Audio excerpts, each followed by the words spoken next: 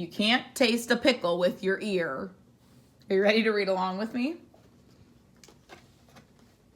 This page here is a very special page in the book because it's not the title page. Instead, it's called the table of contents. And it says that in this book, we're going to be reading about some different sections of things to make up the whole story. So the first thing we're going to read about is the introduction. What are the senses? I bet you know your 5 senses already. Chapter 1 is called Hold Your Nose. Chapter 2 is called Please Don't Touch. Chapter 3 is called Cover Your Ears. Chapter 4 is called Close Your Eyes. Chapter 5 is called Stick Out Your Tongue.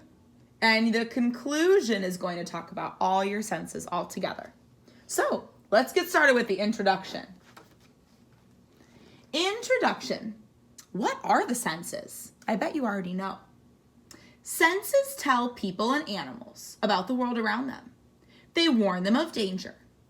You use your senses to smell, touch, hear, see, and taste. Your nose, skin, ears, eyes, and tongue are working all of the time, even when you're not paying attention to them. When you go to bed, do you see shadows on the floor? Do you hear your bed creak? Do you taste toothpaste in your mouth when you brush your teeth? Do you smell soap on your hands? Do you feel the covers over your toes? When you do these things, you're using your senses. You smell, you touch, you hear, you see, and you taste. Chapter 1.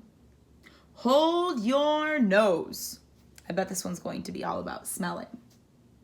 It says, if you hold your nose, you can't smell much. Try it.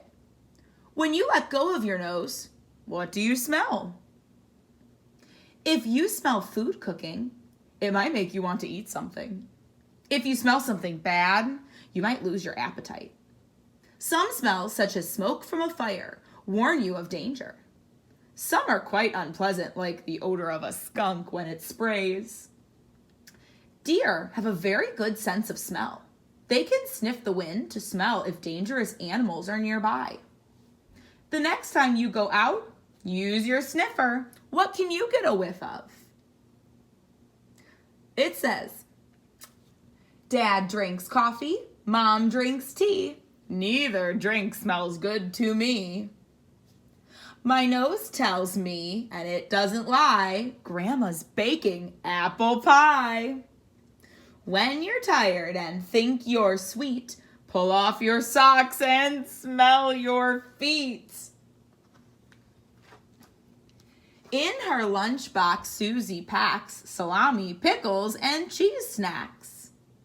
Wind and waves, shells and sand, the salt air smells oh so grand. Strawberry bubbles in my tub, first I'll soak and then I'll scrub.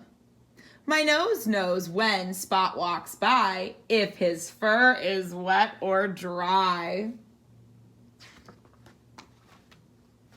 What can you smell? What can you guess from the smells in your house? If you follow your nose, can you tell what everyone is doing? What smells good to you? What smells icky? Does everything have a smell? Is there anything with no smell at all? Do you like the smell of flowers? Which ones? Have you ever smelled anything that warned you of danger? What was it? What's your favorite food to smell? What do you smell right now? Those are all awesome questions. We're on to chapter 2. This time it says, please don't touch. Hot, cold, wet, dry, soft, or prickly. Nerve endings or receptors in your skin, especially in your fingers and in your toes, can help you to figure out what is going on in the world around you. Receptors tell you when someone or something presses hard or just gentle on your skin. They tell you when someone tickles the bottom of your feet or if an ant is crawling up your leg. One of the first things you learn when you're little was not to touch things that were hot and not to touch things that were sharp. By the time you were 3 or 4, you knew pretty much what you could and what you shouldn't touch. Even though sometimes grown-ups can make mistakes and touch things maybe they wish they hadn't, what can you safely touch? All right, here we go. Pat a kitty, feel her fur. If you're gentle, she may purr. Touch a toad, young or old, hippity hoppity, hard to hold. Worms are soft, beetles hard. Can you find some in your yard? Baby likes banana, all mashed up, soft and mushy in her cup. What can you touch? Here's some questions. What's the softest thing you've ever touched? The squishiest? The hardest? The bumpiest? The scratchiest? The warmest? The coolest? Have you ever touched anything that you will never touch again? Are you ticklish, or do you like being tickled? Touch something with your finger. Now, touch the same thing with your toes. Does it feel the same, or does it feel different? What's the difference? All right, we're on to chapter 3 already. This one says, cover your ears. Your ears pick up sounds from waves that travel through the air. You need your ears and your brain to hear. You use your 2 ears to hear. Your ears hear sounds all the time, and you can usually tell where a sound is coming from. Even if you cover your ears, some sound still gets through. When you uncover them, you will hear lots of different sounds. All right, here's some silly words. Horns are honking, beep, beep, bam. Cars are stuck in a traffic jam. Early in the morning, an alarm clock rings. A sleepyhead yawns and Daddy sings. What's that sound behind the door? I think it's Granny starting to snore. All day long on Maple Street, big dogs bark and small birds tweet.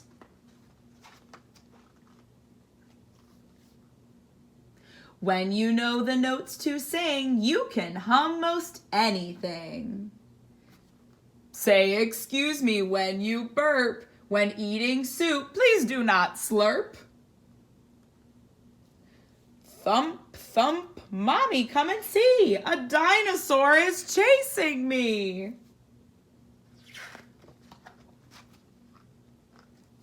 What can you hear? Here's some questions. What sounds does your body make? What sounds can you make with your body? With your hands? With your feet? With your tongue? With your lips? With your whole body? Do you ever get angry and pretend that you can't hear people? How do you sound when you're happy? Sad? Tired? Angry? Silly? What sounds from the outside world are coming through your window right now? What do you hear? We're already on chapter 4. Chapter 4 says, close your eyes. You have 2 eyes, which you use together to help you see what is near and what is far away. Your eyelashes and your eyelids protect your eyes from harm. You need your eyes and your brain to see. An animal that hunts usually has 2 eyes that are in the front of its head. Animals that are eaten by other animals often have eyes that are on the sides of their head. Chameleons are really cool because they can move each eye separately to look in different directions at the same time to watch out for danger. When you close your eyes, the world goes black. And when you open them, the colors come back. Red and blue make a purple cat. Yellow and red make an orange hat. Stand on your head, balance on your crown. Everything you'll see is upside down. With an X-ray picture, I can see all the bones inside of me. Reading a book about a pup? Make sure to hold it right side up. A magnifying glass makes things bigger. Look what happens to this tiny chigger. Magic mirror on the wall. Who's the fairest of them all? What can you see? Here's some questions. What kind of things can you see through? What kind of things can't you see through? Have you ever worn a blindfold? What does it feel like? When you shut your eyes, what happens to your eyeballs? Are they still there? Do they stay still? Do they move? Can you see in the dark? How well? If you put something in water and look at it from the top, does it look bigger or smaller? If you put something behind a glass of water and you look through the glass, what happens? Chapter 5. And we know there's 5 senses. This one says, stick out your tongue. Your tongue has 2 important jobs. It helps you to shape words so that you can talk, just like I'm doing right now when I read. It also allows you to taste and swallow as you eat. There are groups of taste buds on different parts of your tongue. If you look closely, there's different places where it tastes bitter, sour, salty, sweet.